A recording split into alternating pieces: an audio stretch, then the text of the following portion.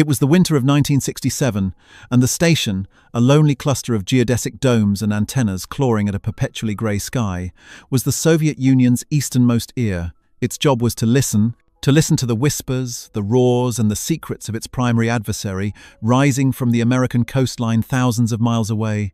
Senior Lieutenant Pavel Volkov was on the graveyard shift. He was a spectrographic analyst, a man who didn't track where a rocket was, but what it was. His job was to chemically fingerprint the fire that blossomed from the tail of every American launch. By breaking down the light of its exhaust plume, he could tell Moscow exactly what the Americans were burning. Kerosene, hydrazine. He knew their chemical families like he knew his own. A new launch blossomed from the west coast, from Vandenberg, a Titan III standard. Boring. A heavy-lift workhorse, probably lofting another spy satellite into the heavens. Volkov watched the data scroll across the green-lit screen. The telemetry was solid. The infrared signature was strong. He initiated the spectrographic analysis, the machine word breaking the light down into its component parts, a barcode of elements. And then, Pavel Volkov's blood turned to ice. He stared at the readout. He rubbed his eyes. He ran the diagnostic on the machine. It was functioning perfectly. He ran the analysis again. The result was the same. This was not RP-1, the refined kerosene the Americans used in their Titans. This was not UDMH, the hypergolic propellant for the second stage. The signature was dense, complex, and terrifyingly, impossibly familiar.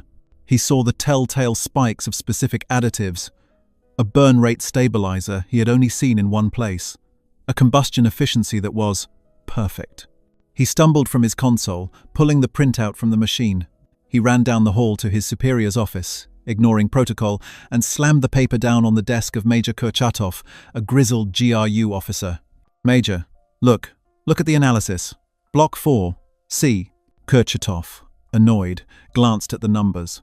He grunted. "What is it, Lieutenant? A sensor ghost? Atmospheric distortion from the Aleutians?" "No, Major." Volkov's voice was barely a whisper. "Look at the reference numbers." Kurchatov followed Volkov's shaking finger. He traced the complex signature on the printout, then looked at the reference key. His eyes widened. His cigarillo fell from his lips, scattering ash on the desk. He stood up so fast his chair screeched against the concrete floor. "Это невозможно," he breathed. "It is impossible." The data was a perfect, one-to-one match. Down to the 5th decimal point, the exhaust plume from the American Titan rocket was burning their fuel.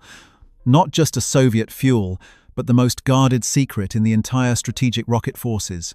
It was the signature of S-5-4, the top-secret, high-energy propellant developed in a sealed city by their best scientists. It was the fuel designed for their next generation of intercontinental ballistic missiles. The fuel that gave their new R-36 Satan missile its continent-spanning range. The fuel that was, quite literally, the lifeblood of the Soviet nuclear deterrent. And the Americans were using it. In a routine launch, the immediate reaction was not panic. It was paralysis, disbelief. The report was sent to Moscow over a triple encrypted line. The response was furious. Kurchatov was accused of incompetence. Volkov was accused of falsifying data. The machine was accused of being faulty. A team from the KGB's Science and Technology Directorate was on a plane within the hour. They arrived 24 hours later, pale-faced and grim. They tore the machine apart. They recalibrated every sensor. They interrogated Volkov for 12 straight hours. And then, a new launch came. A weather satellite from the same pad. The KGB men watched the new readout themselves. The same signature. Unmistakable. This was not a glitch. This was not a ghost. This was a catastrophe.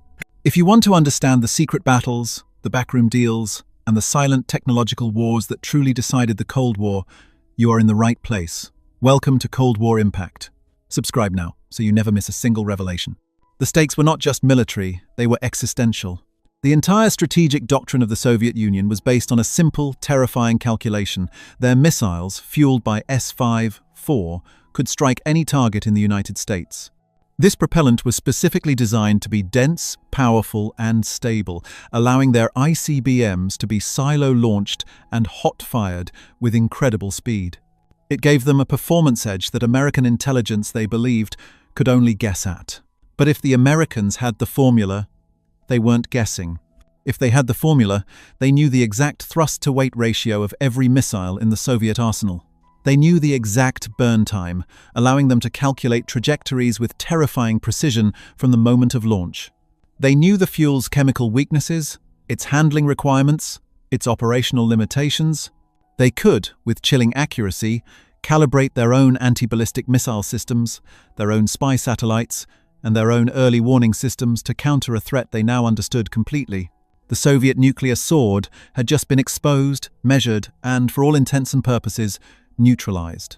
But there was a second, more insidious fear that gripped the men in the Kremlin. A fear that went beyond technology. How? How did the Central Intelligence Agency get the most closely guarded chemical formula in the communist world, the S5? 4 propellant wasn't just a document in a file.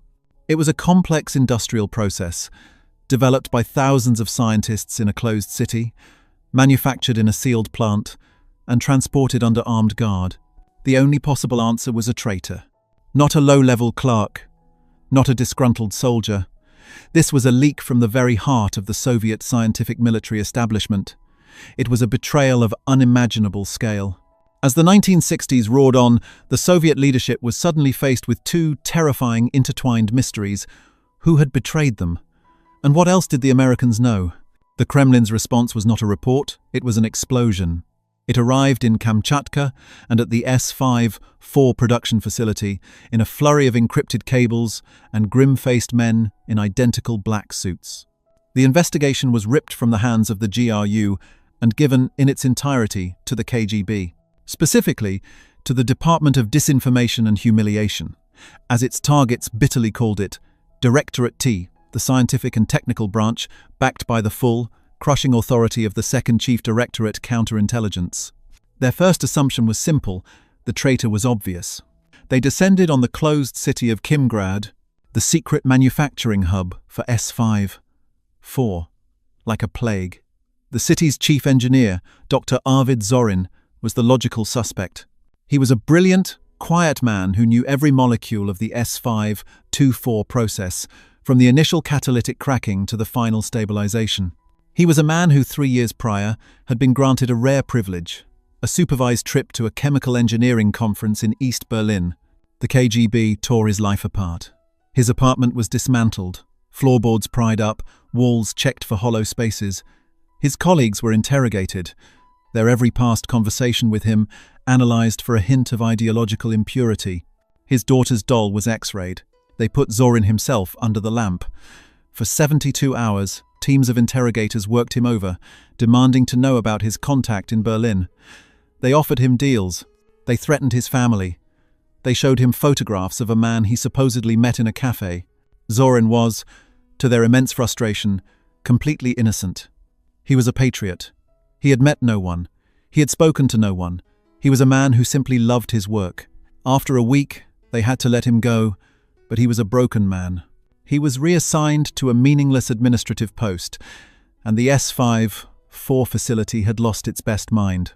The investigation had found nothing, but it had successfully decapitated its own project. With the obvious source a dead end, the KGB's hunt turned inward, and the paranoia began to metastasize.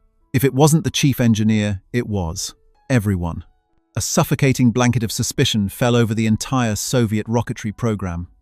Scientists who once collaborated over vodka and cigarettes now filed reports in triplicate, communicating only through official channels. Memos were stamped top secret, of special importance, and then hidden in safes, their information unused. The fuel itself, S5-4, became a bogeyman. It was the traitor's blood, the American fuel.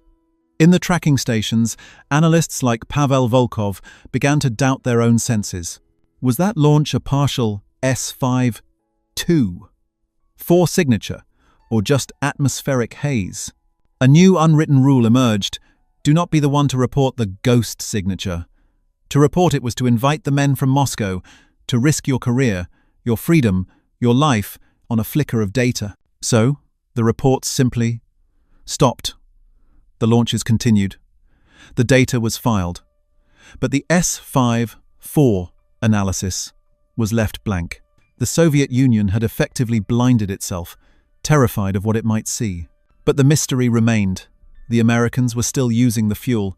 The data didn't lie, even if the men reporting it did. The Kremlin demanded an answer. If it wasn't a traitor, what was it? The Soviet leadership, unable to accept their security had been so utterly compromised, began to generate their own, far more comforting and far more destructive, wrong conclusions. The first theory was one of accidental parallel development. This was the most humiliating. Perhaps the Americans had simply invented it themselves? Maybe two great minds, one American, one Soviet, had stared at the same chemical equations and arrived at the same perfect solution. This theory was briefly floated in the Politburo and then violently rejected. To accept this was to accept that Soviet ingenuity was not unique.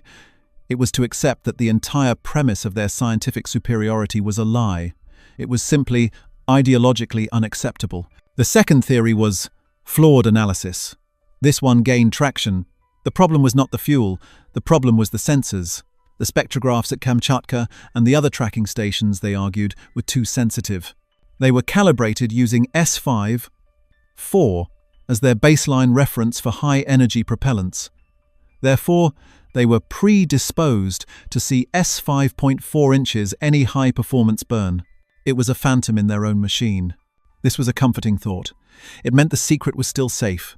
The result was a catastrophic waste of resources. Billions of rubles were diverted from missile development to a crash program to design, build and deploy an entirely new generation of spectrographic sensors. For 2 years, the Soviet Union's best optical and chemical scientists worked frantically to fix a machine that was not broken. When the new infallible sensors were finally deployed in 1969, they were aimed at a new Titan launch. The data scrolled across the screen. The signature was identical. S5-4. This left only the third, and most Byzantine, theory, the American trick. This was the one that stuck, the one that became dogma within the KGB. The Americans, they concluded, did not have the formula. They knew the Soviets were listening, so they were engaging in a brilliant, terrifying campaign of psychological warfare. They were deliberately salting their own rocket exhaust with trace chemicals, additives designed with the express purpose of mimicking the SVU 5.4 signature. The goal? To drive the Soviet Union insane? To make them hunt for a traitor that didn't exist? To make them ground their missile programs, question their scientists, and waste billions on useless countermeasures. This was a theory the Kremlin could love. It recast them as the victim of a dastardly American plot, not the fool who had left the front door open. It preserved their pride. It explained everything. And so, the investigation was officially closed. The ghost signature was logged in GRU files as a known and documented piece of American disinformation. The real-world performance of the Titan rockets, their impossible efficiency, their heavier-than-expected payloads, was ignored. The mystery, for them, was solved. They were now secure, confident, and completely, terrifyingly wrong. While the KGB was tearing its own scientific establishment apart in a paranoid hunt for a non-existent traitor, the real theft was being celebrated, quietly, in a nondescript office building in Langley, Virginia. The men at the CIA's Directorate of Science and Technology, DS&T, weren't hunting ghosts, they were analyzing facts. And they were in possession of the most explosive secret of the decade. The shift in perspective lands us here, not in a secret desert base, but in a library, a sterile, quiet room filled with academics, translators, and analysts. This was the home of the Foreign Broadcast Information Service, the CIA's giant, unblinking eye that did nothing but read, watch, and listen to every single piece of public information put out by the Soviet Union. The American secret project was not, in fact, a project to invent a new fuel. It was a project to find one. The DS&T knew the Soviets were building a new generation of ICBMs. They had the satellite photos of the new, massive silos for the R-36 missile. They knew this missile was a monster, a city killer. And they knew that to build a missile that big, with that range, the Soviets must have made a breakthrough in propellant technology. They had to be burning something far more powerful than standard kerosene. The CIA was prepared to spend billions to get that formula. They drew up plans for daring defections. They considered black bag operations to snatch a sample from a transport train. They brainstormed ways to bribe a scientist. They didn't need to. The Soviets gave it to them. In 1965, a low-level CIA analyst, a young man with a PhD in chemistry who was, by all accounts, bored to death reading agricultural reports, was assigned a stack of new periodicals. On the bottom of the stack was a highly obscure, low-circulation academic bulletin, the All-Union Journal of Applied Chemistry. It was not intended for foreign eyes. It was intended for a handful of PhDs and engineers inside the Soviet academic system. The analyst flipped through the pages. Diagrams of fertilizer production, articles on plastic polymers, and then he stopped. An article, authored by 3 academics from a minor technical institute, was titled "On the Stabilization of High-Energy Boron-Based Compounds for High-Altitude Research Rockets." To a layperson, it was gibberish. A string of equations, molecular diagrams, and tables of burn rate temperatures. But to this analyst, it was a symphony. The high-altitude research rockets were a paper-thin cover. The boron-based compounds were the key to a hyper-efficient, high-density fuel. And the stabilization methods described in the article, the exact additives, the precise catalytic processes, were the solution to a problem that had plagued Western engineers for a decade. The analyst ran the equations. He cross-referenced the compounds with what he knew about Soviet chemical manufacturing capabilities. His blood ran cold. This wasn't a theoretical paper. This was a recipe. This was the formula.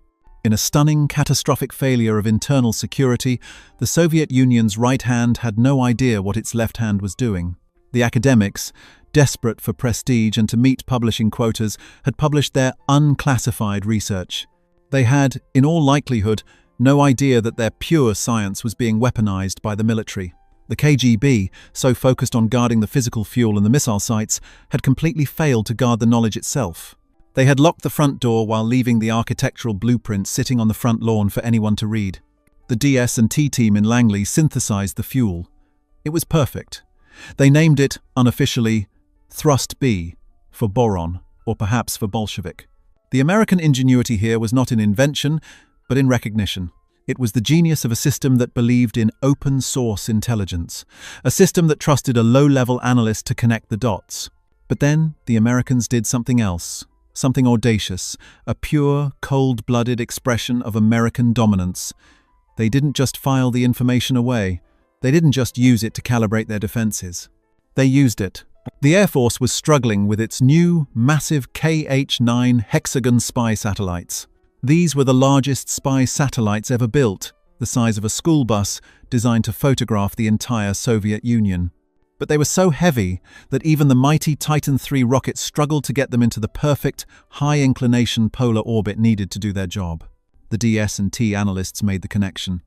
The new Soviet fuel, S-5-4, was denser and more powerful than anything the US had. It provided more kick per gallon. The CIA passed the stolen recipe to the Air Force. When Senior Lieutenant Pavel Volkov sat in his station in Kamchatka in 1967, the Titan rocket he was watching was not a test. It was a top-secret operational launch, and the ghost signature he saw was the CIA using the Soviet Union's own secret fuel to launch an American satellite that would, within hours, be flying directly over the Kimgrad facility where that exact same fuel was being made. The Americans weren't just winning the race, they were winning it, in a final act of irony, by driving the other guy's car. For years, the American trick theory held firm.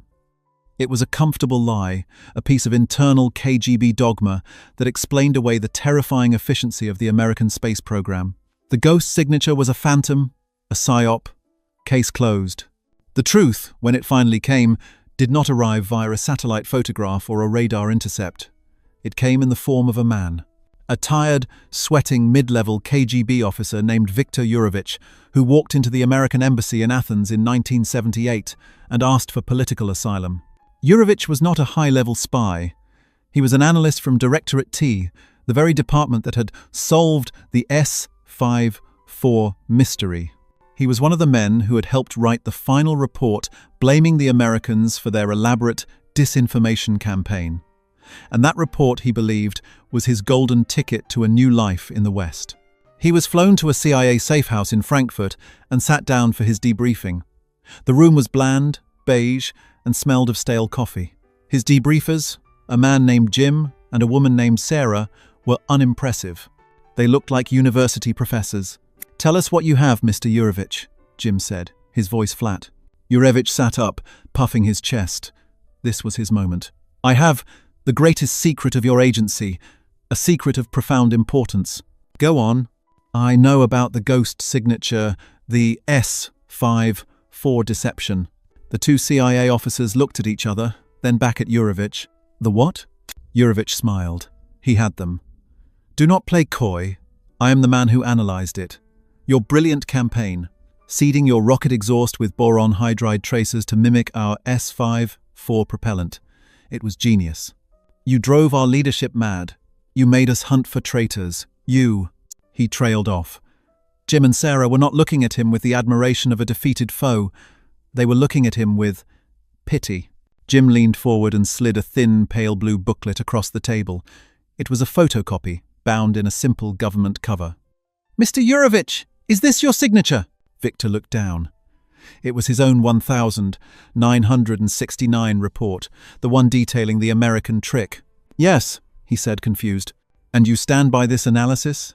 That the CIA concocted a multi-billion-dollar, decade-long disinformation campaign to fake a rocket fuel signature just to confuse you?" "But, of course. How else could you know? The formula was our most guarded secret." Sarah, the woman, leaned forward. Her voice was quiet, but it cut through the room like a scalpel. "Mr. Yurovich, what do you know about the All-Union Journal of Applied Chemistry?" Victor frowned. "A civilian journal. Useless. For academics. We do not monitor it." Jim slid a second document across the table. It was another photocopy, an article from 1965. This was the confrontation. Not with a missile, but with a piece of paper. Yurovich read the title, "On the Stabilization of High-Energy Boron-Based Compounds for High-Altitude Research Rockets." He scanned the first page, the equations, the molecular diagrams. He felt the blood drain from his face. His hands began to shake. He looked up, his eyes wide with a new, dawning, existential horror. You didn't trick us," he whispered. "No," Sarah said. "You published. We read." This was the shock moment.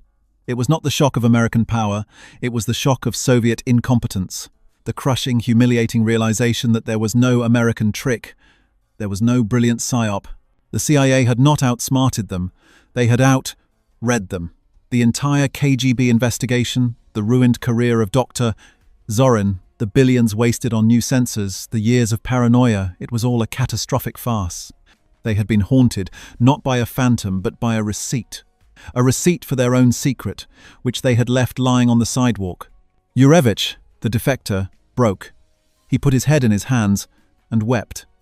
He had not brought the CIA a great secret. He had brought them a joke. He had brought them the punchline to the story they had been telling about the KGB for over a decade. When Yurovich's defection was confirmed, the news reached the Kremlin, and with it, his debriefing. The story of the Journal of Applied Chemistry was now, definitively, known to the Soviet leadership. The American trick theory evaporated overnight, replaced by a cold, furious, and deeply shameful reality. The Soviet response was immediate, predictable, and utterly futile. You cannot put a chemical formula back in the box. You cannot declare a journal article secret after the fact. The Americans, the British, the French, the Germans, they all had the formula. The R-36 missile, the pride of the strategic rocket forces, was now a known quantity. Its capabilities were plotted on graphs in NATO command centers. Its launch was a math problem that had already been solved. The Kremlin's countermeasure was not technological. It could not be. It was a search for a scapegoat. A secret military tribunal was convened. The three academics who had written the article in 1965 were arrested. They were old men now, professors at a minor institute. They were dragged from their homes, charged with high treason and the criminal disclosure of state secrets. Their defense that the research was unclassified, that they were encouraged to publish, that they had no idea of its military application was irrelevant. They were the physical embodiment of the state's humiliation. They were sentenced to 25 years of hard labor in a Siberian camp. This was the futile response. It was an act of internal terror designed to fix an external problem. It failed, utterly. Punishing the scientists did not change the math. It did not make the R-36 fly any farther or burn any hotter. It did not make the American spy satellites go blind. It simply ensured that no Soviet scientist in any field would ever publish anything of value again. The Kremlin, in a desperate attempt to plug a single leak, had just turned off the entire faucet of its own innovation. The S-5, secret was gone, and in its place, the Soviet Union had only paranoia, prison camps, and the chilling, certain knowledge that the Americans were now watching and waiting. The S-5 incident has no killer statistic of missiles fired or planes shot down. Its final verdict is quieter and far more devastating. The killer statistic is this: one journal, one article, one low-level analyst. That is all it took for the Central Intelligence Agency to neutralize the strategic advantage of the Soviet Union's most advanced chemical program, a program that had cost the equivalent of tens of billions of dollars, employed thousands of their best minds, and was physically guarded by the most powerful internal security state on Earth. The entire apparatus of the KGB, the GRU, and the Soviet military-industrial complex was defeated, not by a spy, not by a bomb, but by a library card. This single event rips the mask off the true systemic failure of the Soviet economy and state. The Cold War is often remembered as a battle of imitation versus innovation, but this was something more. This was a battle of information. The American system, for all its faults, was porous. It was a network. Information flowed, often chaotically, between academia, private industry, and the government. An analyst in one branch was allowed to read what an academic in another branch was writing. This interconnectivity, this open-source mindset, is what allowed a bored chemist to connect a civilian journal to a military problem. He was empowered to see the whole board. The Soviet system was the opposite. It was a collection of vertical, unseeing silos. It was a system built on total, crippling compartmentalization. The academics who developed the S-5 formula were so divorced from the military that they did not know their pure research was a state secret. The KGB, so obsessed with physical security, never bothered to check the public library. The counterintelligence officers were so blinded by their own doctrine that they preferred a complex, impossible theory of American psychological warfare over the simple, humiliating truth of their own incompetence. They were a state at war with itself, a state that believed knowledge was so dangerous that it had to be locked in separate, lightless boxes. The S-5 leak was the inevitable result of that philosophy. The moment one of those boxes was accidentally left on a shelf for the public to read, the entire fortress fell down. The Americans didn't just steal the formula, they exploited a systemic flaw, a foundational crack in the very concrete of the Soviet state. The legacy of the ghost signature is not one of technological theft. It is a story of two different ways of thinking. One side, the Soviet side, believed that power came from hoarding knowledge. They built walls, they swore oaths, they imprisoned their best minds in secret cities, and in their paranoia, they blinded themselves. The other side, the American side, understood that in the modern age, true power comes from connecting knowledge. They read, they analyzed, they cross-referenced, and they saw the patterns that their enemy, in his self-imposed darkness, could not. The Cold War was not won by the nation with the most secrets. It was won by the nation that was best at discovering them. And in the winter of 1967, when a Titan rocket roared into the sky burning traitors' blood, the battle was, in a quiet and profound way, already over. The fire in the sky was not a mystery, it was an answer. October 1983. Under a churning, slate-grey sky, 300 feet beneath the icy surface of the Barents Sea, Captain Second-Rank Mikhail Petrov of the Soviet Red Banner Northern Fleet felt the familiar thrum of his command. The submarine, K-496, a Delta III class ballistic missile boat, was the pride of the Soviet Navy and the shield of the motherland. It carried 16 R-29R missiles, each capable of delivering multiple nuclear warheads to the heart of the American eastern seaboard. Petrov was a guardian of Armageddon, a ghost in the water, and he moved with the supreme confidence of a man who believed he was utterly alone. The Americans, his political officers assured him, were loud. Their submarines were powerful but unsophisticated, industrial brutes that announced their presence with a cacophony of machinery, noise, and cavitation. Soviet sonar technology, they were taught, was more attuned to the subtle acoustics of the Arctic deep. Here, in their strategic bastion, Their home waters, they were the hunters. They were invincible. Petrov walked through the dimly lit control room, the air thick with the smell of recycled air, ozone from the electronics, and the faint scent of black bread from the galley. The soft green glow of the sonar station illuminated the face of a young Mi'kmaq, his brow furrowed in concentration, his headphones pressed tightly against his ears. "Status?" Petrov asked, his voice a low rumble. The sailor looked up, his eyes clear. "The ocean is quiet, Comrade Captain. Nothing but shrimp and ice." Petrov nodded. It was as it should be. But procedure was procedure. The Americans, for all their clumsiness, were persistent. It was time for the ritual that every Soviet submarine commander knew as intimately as his own child's face, the crazy Ivan. It was a sudden, hard rudder turn, a complete circle designed to clear the baffles, the blind spot directly behind the submarine where a trailing enemy could hide, masked by the noise of their own screws. "Helm, right full rudder," Petrov commanded. "Execute maneuver." The massive 10,000-ton submarine began to heel over, groaning as its hull fought against the immense pressure of the deep. In the sonar room, the Mi'kmaq listened intently, his senses strained to detect the slightest anomaly. A trailing American sub, caught by surprise, would be forced to maneuver frantically to avoid a collision, betraying its position with a burst of noise. The seconds stretched into a minute. The submarine completed its turn. The Mi'kmaq pulled one side of his headphones off, shaking his head. "Clear, Comrade Captain. The baffles are empty. We are alone." A thin smile touched Petrov's lips. The shield was secure. The ghost remained a ghost. He gave the order to resume course, to push further out into the deep Arctic Channel before turning south towards the Atlantic. What Captain Petrov never knew, what the sonarman couldn't hear, and what the entire Soviet Admiralty refused to believe was possible, was that less than 1,000 yards behind him, the sleek, black teardrop hull of the USS Hyman G. Rickover, a Los Angeles-class fast-attack submarine, had perfectly matched his turn. Its own S-6G nuclear reactor was so quiet it was practically undetectable, its machinery resting on a complex system of sound-dampening rafts.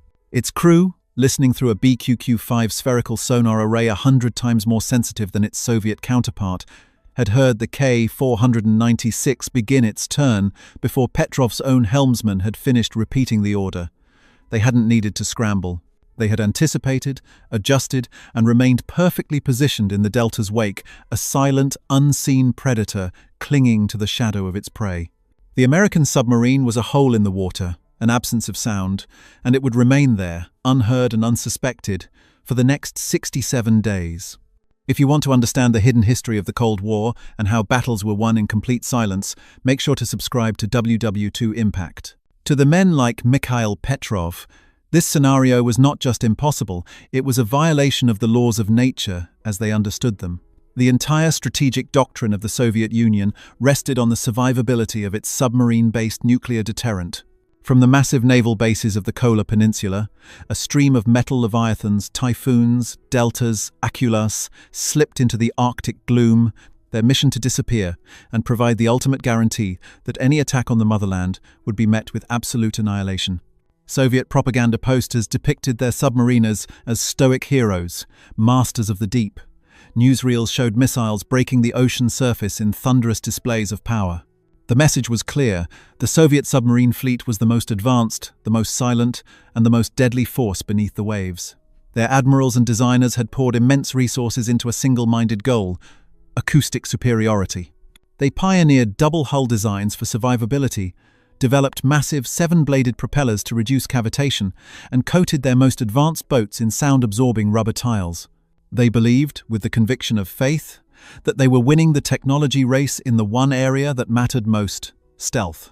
They knew their reactors were louder than the Americans, but they believed their hull designs and propeller technology gave them an edge, a sound signature that was quieter and harder to detect. They were stunned when they learned the truth.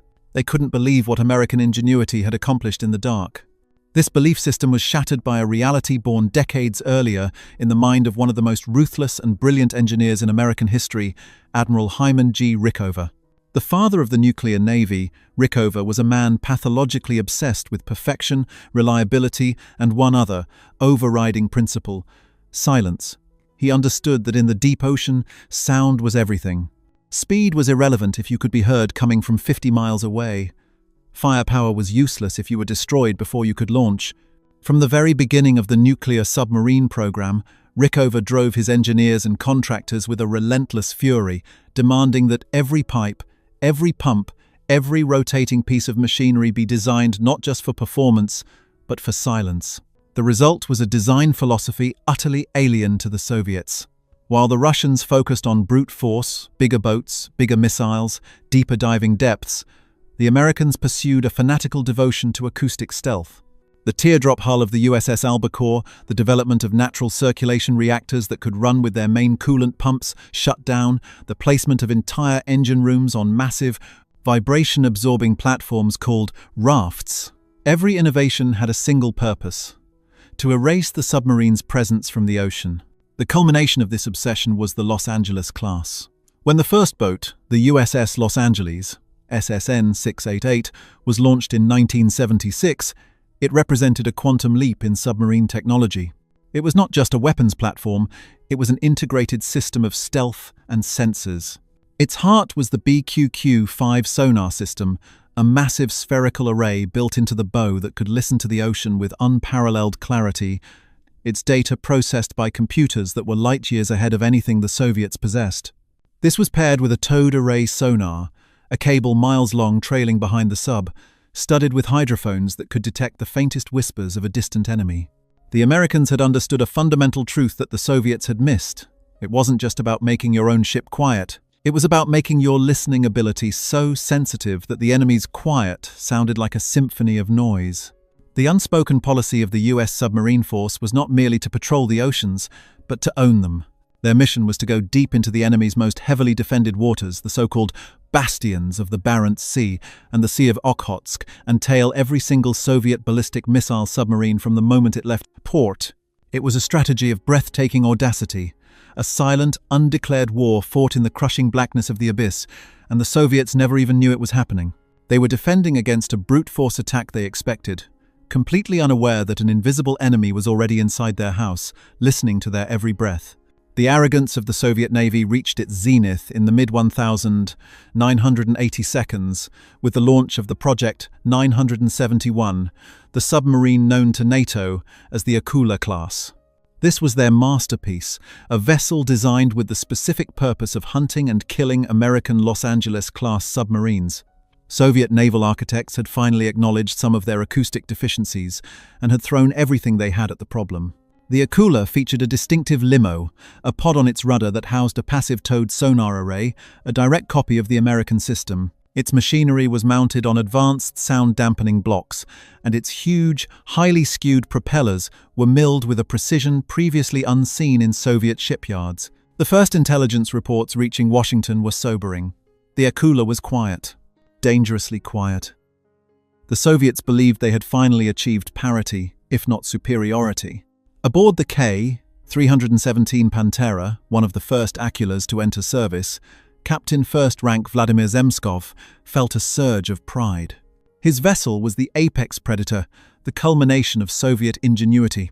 His orders were to hunt, to find one of the American fast attacks that so brazenly patrolled the edges of their waters, and to prove that the balance of power had shifted. For weeks, Zemskov prowled the Norwegian Sea, a stretch of water known to submariners as the playground. It was a known hunting ground for both sides. He pushed his crew, running complex search patterns, his sonar officers listening with obsessive focus for the signature of an S-6G reactor. But they heard nothing. Zemskov interpreted this silence as a victory. The Americans, he concluded, were finally showing a healthy fear. They knew the Akula was out here, and they were staying away. They were running scared from the new master of the deep. On one occasion, his senior sonar officer reported a faint, intermittent contact, a whisper at the very edge of perception. Zemskov came to the sonar station himself, listening through the headphones. He heard it a faint, rhythmic swishing sound. He consulted the acoustic library. "Biologicals," he declared with confidence. "A pod of whales. The Americans are nowhere to be found. They know we are here." He ordered the contact ignored and logged it as marine life. His crew relaxed, their confidence bolstered by their captain's certainty. Zemskov was sure he had proven his point. He returned to his home port of Gadzievo with a clean log, reporting that American submarine activity in the sector was non-existent, likely deterred by the presence of his superior vessel. He was praised for his successful patrol, a testament to the power of the new Akula. The shock came 2 months later, not in the chaos of battle, but in the sterile quiet of a high-security debriefing room at the headquarters of the Northern Fleet. Zemskov stood before a panel of grim-faced admirals. He had just finished his report, detailing his assessment of American cowardice. The fleet commander, a man with a face like carved granite, slid a folder across the polished table. "Open it, Captain." Zemskov's hands were steady. He expected a commendation. Inside was a single, 8 by 10 glossy photograph. It was black and white, slightly grainy, but the image was horrifyingly clear. It was a photograph of the stern of his own submarine, the K-317 Pantera. The unique 7-bladed propeller was perfectly framed. The distinctive sonar pod on the rudder was unmistakable. The photograph was taken from directly behind and slightly above, from a distance so close he could almost count the rivets on the hull. But it was the object in the foreground that made the blood freeze in his veins. At the bottom of the frame, clear as day, was the curved black bow and forward sail of an American Los Angeles-class submarine. The admirals were shocked, but Zemskov felt a deeper, more personal horror. He remembered the faint swishing sound his sonarman had reported, the sound he had dismissed as a wail. It wasn't a wail. It was the sound of an American periscope cutting through the water less than 500 yards behind him. The Americans hadn't been scared. They hadn't been absent. They had been there the entire time, so close they could take a family portrait. The silence in the room was absolute. It was the silence of a tomb. Zemskov stared at the photograph, his mind struggling to process the implications. His perfect, invisible predator had been the prey. His hunt had been a joke. His entire patrol, he had been nothing more than a dumb animal being led on a leash by an unseen master. The admirals couldn't believe what they were seeing. This single photograph was an indictment of everything they thought they knew. It meant their multi-billion-ruble Akula program was a failure before it had even truly begun. It meant their most secure strategic bastions were as transparent as glass to the Americans. It meant their sonar was deaf, their tactics were obsolete, and their understanding of underwater warfare was a generation behind. The initial mockery of the loud Americans, the confident assertions of Soviet superiority, all of it evaporated in the stark reality of that one impossible picture. A wave of disbelief washed over the room, followed by a cold, sickening dread. They were not the hunters, they were the hunted. And the most terrifying part was that the enemy was so good, so silent, that they had never, ever heard them coming. The ocean was not their sanctuary, it was an American lake. And they had been swimming in it, fat and blind, for years. The photograph that shattered Captain Zemskov's career was not a fluke, not a lucky shot from a single, audacious American captain. It was evidence of a systematic, relentless, and undeclared campaign of acoustic dominance that had become the standard operating procedure for the entire US submarine force. The admirals in Moscow were stunned because they were seeing the end result of a strategy they never knew existed. To the American sailors of the Silent Service, this was just another day at the office. The mission, known colloquially as Holy Stone or simply picket duty, was brutally simple in its objective and fantastically complex in its execution. Find every Soviet boomer, attach a Los Angeles-class submarine to its tail the moment it left port, and do not let go. Ever. This wasn't a series of isolated encounters. It was a vast, silent dragnet thrown over the two most critical naval bastions in the Soviet Union, the Kola Peninsula in the Barents Sea and the Kamchatka Peninsula in the Pacific. At any given moment, multiple American fast attacks were on station, waiting in the deep, cold channels for their assigned target to emerge. The goal was to ensure that if the Cold War ever turned hot, the primary Soviet nuclear deterrent would be eliminated within the first 5 minutes of the conflict, before a single missile could ever be launched. The sheer technological disparity made this possible even in the most challenging environments on Earth. Consider the Strait of Gibraltar, the narrow choke point connecting the Atlantic to the Mediterranean. It was a chaotic soup of sound. Supertankers, fishing trawlers, freighters, and multiple navies all churned the waters into a deafening roar. Soviet commanders of Victor III-class hunter-killer submarines, transiting from the Black Sea, felt a sense of security in this noise. They believed the cacophony would mask their presence, allowing them to slip through undetected. Aboard the USS Bremerton, however, this noise was not a problem. It was a dataset. The Bremerton's BQQ-5 sonar, coupled with its powerful AN divided by BQQ-6 towed array, didn't just hear the noise, it analyzed it. Its advanced computers, programmed with thousands of acoustic signatures, acted like a filter, subtracting the known sounds of every tanker and fishing boat, identifying the unique flow of water over the Rock of Gibraltar, and isolating the one signature that mattered, the faint, specific hum of the Victor's turbine generators and the unique frequency of its twin propellers. The Soviet captain, confident he was hidden in the crowd, never knew that an American submarine was tucked in less than half a mile behind him, using the noise of a passing freighter to mask its own slight adjustments in speed and depth. The Americans weren't just navigating the ocean, they were reading it like a musical score, able to pick out the one wrong note in a deafening orchestra. The Soviet sub was a ghost to everyone else, but to the Bremerton, it glowed like a flare in the darkness. Nowhere was this American dominance more shockingly demonstrated than in the frozen hellscape of the Arctic Ocean. The Soviets considered the ice pack their ultimate sanctuary. They built the largest submarines ever conceived, the gargantuan Typhoon class, specifically to operate there. These 48,000-ton behemoths could smash through meters of ice to launch their 20 ballistic missiles from the relative safety of the polar cap. They were convinced no American submarine would dare to follow them into this treacherous, uncharted labyrinth. The risks were astronomical. The ice keels, some plunging thousands of feet deep, could rip a hull open in seconds. Navigation was a nightmare, with magnetic compasses spinning uselessly so close to the pole and satellite fixes impossible beneath the ice. The ambient noise of the shifting, grinding ice pack could confuse even the most advanced sonar. The Soviets believed they were completely alone, safe in their frozen fortress. They never knew about the USS Tautog and the USS Sturgeon. These were not just submarines, they were specialized instruments of Arctic warfare. Outfitted with upward-facing sonar to map the ice canopy above them, inertial navigation systems that could operate for weeks without an external fix, and crews trained in the terrifying art of under-ice maneuvering, they did the impossible. They followed the typhoons.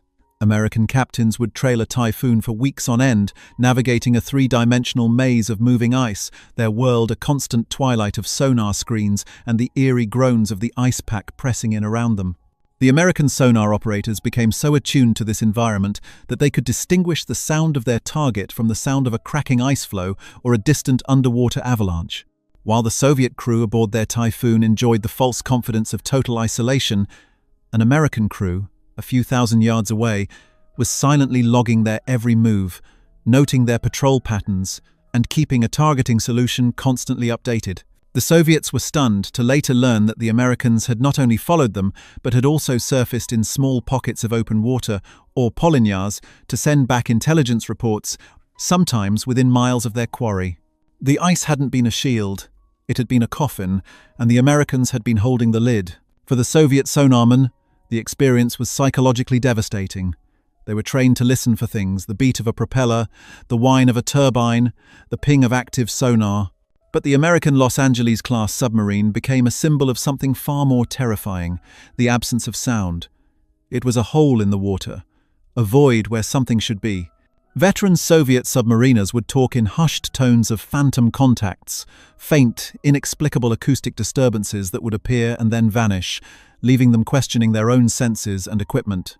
They were chasing ghosts because the true threat was something they couldn't even perceive. This symbol, this silent void, represented the horrifying truth. The Americans hadn't just built a quieter submarine, they had weaponized silence itself. They had created a predator so perfectly adapted to its environment that for all intents and purposes, it did not exist until the moment it fired its torpedoes. The Soviet Navy had spent decades building a shield, only to discover their enemy was an invisible phantom who had been standing behind it the entire time. The slow, creeping realization that their underwater fleet was not just vulnerable but fundamentally obsolete sent a shockwave through the highest echelons of the Soviet military. The initial reaction from the main naval staff in Moscow was disbelief, followed by furious denial. Captain Zemskov's incident was initially classified as an isolated intelligence failure, perhaps a traitor on his crew, or a lucky break for the Americans. The admirals, many of whom had built their entire careers on the myth of Soviet naval might, simply couldn't believe that a technological gap of such magnitude could exist. It contradicted every intelligence report, every 5-year plan, and every piece of propaganda they had so carefully constructed. They had invested the equivalent of hundreds of billions of dollars, sacrificing domestic needs to build what they believed was the world's most formidable submarine force. To admit it was all a lie was to admit a catastrophic failure of the Soviet system itself. Their first response was not to innovate, but to clamp down. A wave of paranoia swept through the Northern and Pacific fleets. Political officers conducted interrogations. Crews were scrutinized for any sign of disloyalty, and security around the naval bases was tightened to an almost comical degree. They were looking for spies, for traitors who were leaking patrol routes and schedules to the Americans. They simply could not accept that the Americans didn't need spies. They had sonar. The High Command issued a series of increasingly desperate orders. Submarine commanders were instructed to perform more frequent and more aggressive Crazy Ivan maneuvers. Some were ordered to execute complex, unpredictable underwater acrobatics, diving and turning at random intervals, believing they could shake any potential tail. Other tactics involved sprinting at flank speed for a period, and then suddenly shutting down all non-essential machinery, hoping a trailing sub would rush past them. They even attempted to use their own hunter-killer submarines as escorts for the ballistic missile boats, creating small wolf packs they hoped could detect and destroy any American shadow. Every single countermeasure failed, and in many cases made the situation worse. The aggressive maneuvers consumed vast amounts of fuel, drastically reducing patrol times and putting immense strain on the hulls and reactors. More importantly, they were loud. An Akula submarine performing a high-speed sprint and sudden stop created a massive acoustic event, a burst of noise that was instantly detected by the listening American submarine. The U.S. captain didn't have to scramble. They simply slowed down, let the Soviet sub perform its noisy tantrum, and then quietly reacquired the target once it resumed its course. The escort tactic was equally useless. An American Los Angeles class, with its superior sonar, could detect the entire Soviet wolfpack long before any of them could detect it. The U.S. sub would then simply position itself in the acoustic blind spot of the most logical threat, often using the noise of one Soviet sub to mask its presence from another. The Soviets were trying to play checkers, while the Americans were playing three-dimensional chess in complete darkness. The psychological impact on the Soviet submariners was the most devastating blow. These men were the elite of the Soviet military, subjected to a grueling selection process and indoctrinated with a sense of their own technological superiority. That confidence, once shattered, gave way to a pervasive and corrosive fear. The deep ocean, once their sanctuary, now felt like a coffin lined with unseen eyes. The absolute silence between sonar sweeps became terrifying, filled with the imagined presence of an enemy they could not hear. A normal creak of the hull under pressure could send a jolt of adrenaline through the control room. A sonarman reporting a faint biological would be met with suspicious, terrified glances. Was it a whale, or was it the Americans, mocking them again? Crews on long patrols became irritable and paranoid. The constant tension of being hunted by an invisible enemy wore them down. They lost faith in their equipment and, more importantly, they lost faith in their commanders and the system that had lied to them. Veteran acoustic warfare officers, men who could once identify a NATO frigate by the specific pitch of its gearbox from 20 miles away, now felt like children lost in the woods. Their skills were useless against an enemy that made no sound. They began to refer to the American fast attacks with a grim, fearful respect, calling them 10 or the Shadow. A story, likely apocryphal but widely believed, circulated through the fleet about a Soviet Delta IV captain who, after a grueling 70-day patrol filled with phantom contacts, suffered a complete mental breakdown, convinced the Americans had somehow attached a listening device directly to his hull. The crushing weight of their own technological inferiority was breaking them. They were the proud guardians of the apocalypse, reduced to a state of constant, nerve-shredding anxiety, forever listening for a sound that would never come. The Los Angeles-class submarine was not merely a superior piece of military hardware. It was the inevitable product of a superior system of thought, production, and innovation. The Soviet admirals, who stared in horror at photographs of their most advanced submarines being tailed, couldn't believe what they were seeing because they were trying to comprehend a result without understanding the vast, invisible ecosystem that created it. The silence of an American submarine was not an isolated engineering feat. It was the sound of an entire society's technological and industrial philosophy made manifest. It was the sound of Silicon Valley's burgeoning computer power, which allowed sonar systems to process acoustic data with a complexity the Soviets could only dream of. It was the sound of a competitive, decentralized industrial base, where companies like General Dynamics' Electric Boat were driven by relentless perfectionism, not state-mandated quotas. It was the sound of an empowered naval culture, forged by Hyman Rickover, that gave immense autonomy and responsibility to its submarine commanders, trusting them to operate independently for months on end in the most hostile environments imaginable. The Soviet system, for all its might, was a brittle, top-down pyramid. It could replicate, it could scale up, but it could not innovate at the same pace. And in the deep ocean, the race was not to the biggest, but to the quietest. The Soviet Union had built an industrial sledgehammer only to find itself in a fight that required a scalpel. The ultimate humiliating demonstration of this systemic failure was not a battle, but a business transaction. By the late 1980 seconds, the Soviet leadership, finally accepting the terrifying acoustic gap, became desperate. Their own research labs and design bureaus had failed to create the tools needed to machine propellers with the complex multi-axis curves required for true acoustic stealth. Their finest engineers could design the propellers on paper, but their manufacturing base could not physically produce them. So, in an act of breathtaking ideological surrender, they went shopping.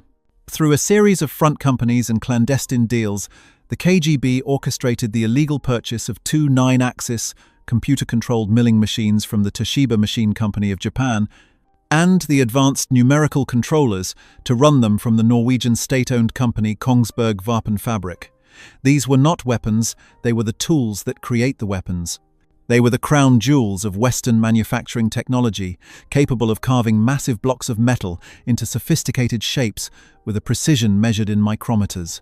For a brief, terrifying period, the plan worked. New Soviet submarines, particularly the improved Akula II class, began sliding into the ocean with propellers of a quality they had never possessed before, and they were quiet. Suddenly, dramatically quiet. American submarines on patrol in the Atlantic began reporting that contacts they had been tracking for years were suddenly vanishing from their sonar screens. The comfortable acoustic advantage the U.S. Navy had enjoyed for a generation was eroding, seemingly overnight. There was a palpable sense of alarm in the Pentagon. Had the Soviets finally achieved a technological breakthrough? Had their system, against all odds, produced a miracle? The truth, when it was finally uncovered by intelligence services, was far more damning for Moscow. The Soviet Union's great leap forward in stealth was not the product of their own ingenuity. It was a product of Japanese and Norwegian engineering, paid for with hard currency. The pride of the Red Banner fleet, the silent shield of the socialist ideal, was running on stolen capitalist technology. The scandal, when it broke, was immense. But for the men in the Kremlin, the public embarrassment was nothing compared to the private shame. Their system had failed so completely that to protect itself, it had been forced to secretly feed at the trough of its sworn enemy. They had built a Potemkin village of naval power, impressive from a distance but fundamentally hollow on the inside. The Cold War did not end with a bang.